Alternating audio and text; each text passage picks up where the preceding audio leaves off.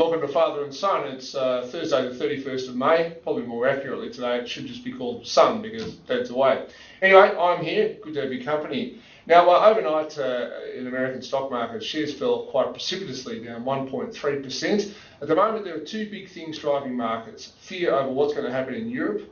As many of you would know, we've got Greek elections coming up in just a couple of weeks, and those elections are pretty important. In fact, I can't ever remember that anybody here at least paid any attention to the Greek political system. But if the Greek people continue to vote for the more extreme parties in their political system, it's worth noting there are over 32 separate political parties that contest the elections in Greece, so they've got plenty of people from whom to pick. If they vote for the extremists, well, who knows what might happen. Greece could fall out of the euro. The good news is that opinion polls show that the more traditional centralist parties, PASOK, which is the centre-left or rough equivalent to Labour, the people are actually turning back to them. As much as the Greek people don't like the austerity package, which they feel is being forced upon them by the rest of Europe, in particular the Germans, they do realise that if Greece drops out of the Eurozone and has to stop using the euro and perhaps reintroduce the drachma, that will be terrible for the welfare of just about every Greek person. So we're just going to keep our fingers crossed and hope that the Greeks vote the right way in a couple of weeks, elect a sensible government, or indeed a coalition government, and stay in the Eurozone. Another thing that's got a lot of people worried is what's happening in Spain. The Spanish government has had to recapitalise one of their larger home lending banks. It's called Bankia, and I can tell you that apparent recapitalisation could cost tens of billions of euros. It's just a lot of money. And of course, if people perceive that that bank is going to go bust, could the Spanish government go bust? If it goes bust, well, it's a very, very big problem. The Spanish economy is roughly, I think, 3.5 times the size of the Greek one, and it's taken tens of billions of euros to keep Greece out of the mess, even though it's still in a mess. So Europe is still a big concern. For Australians, I guess the other big issue is what's happening in China. Now, the Chinese economy is slowing. At the moment, the official rate of growth, and I say official because no one really knows how much you can believe Chinese statistics, but the official rate of growth is 7.5%. Some people reckon that the real number is probably closer to 6%. In the last few days, there's been talk of another Chinese stimulus package. Nothing has really come about that. As a result, the Australian share market is weaker today, down 1.2%. The selling is pretty widespread. We've got resource stocks, they're well off their highs at the moment. Obviously, if the Chinese economy slows, then shares like BHP, Rio and Fortescue will not be worth as much as they have been in the past. So we shall have to see.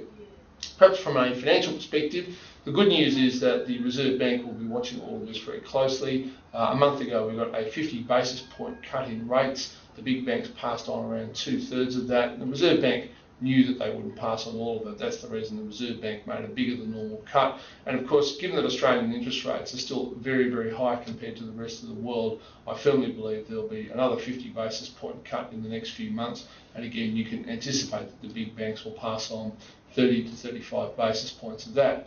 In other news, many of us enjoy drinking beer, but we don't drink it in the way that we used to. I was astonished to see that 4X, the Queensland beer, now is more popular than Victoria Bitter.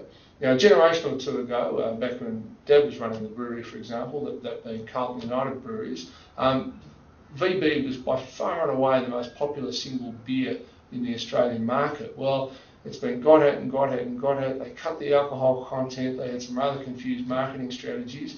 And the dreaded Queenslanders, who I think are far more loyal to their brand than what we Victorians are, now drink more 4X than VB.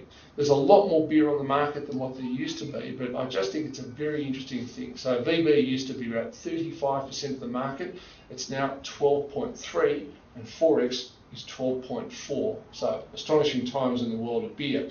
In politics, well, the behaviour in federal parliament just goes from bad to worse. Some of you might have seen that Tony Abbott and Christopher Pyne tried to sprint out of the parliament yesterday when you had the curious spectacle of embattled former Labor MP Craig Thomson actually siding with the government.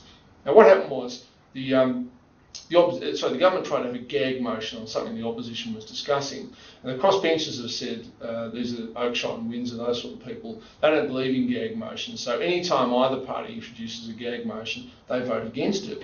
Now, Craig Thomson is now officially a crossbencher.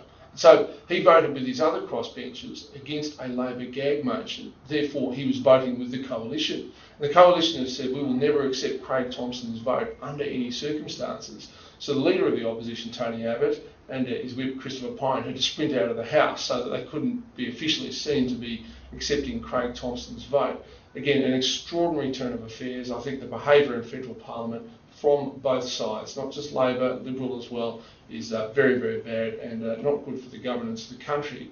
One thing, though, I must say, though, all this talk about political standards in terms of how politicians behave, it's fine for the coalition to say, well, you know, we would expect more of a person like Craig Thompson, and that's true. And of course, he's accused of spending union funds on prostitutes and things like that.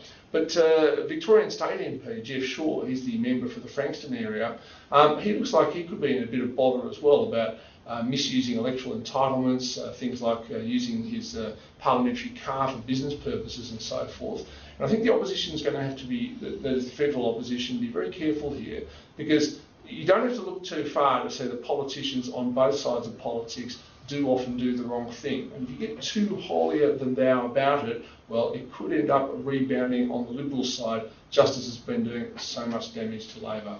All right, I'll leave you with those not so cheery thoughts. Look forward to your company again next week when it goes back. Bye for now.